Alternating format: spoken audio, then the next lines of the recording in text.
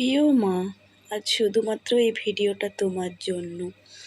বিয়ের পরে মেয়েদের জীবনটা অদ্ভুত, তাই না? সুন্দর হলেও অদ্ভুত।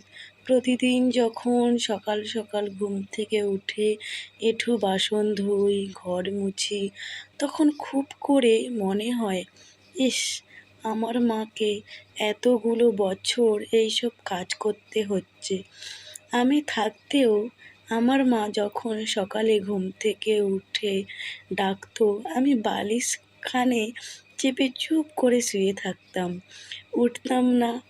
এমনও দিন গেছে মা খুবই অসুস্থ, আমি তবুও গভীর ঘুমে।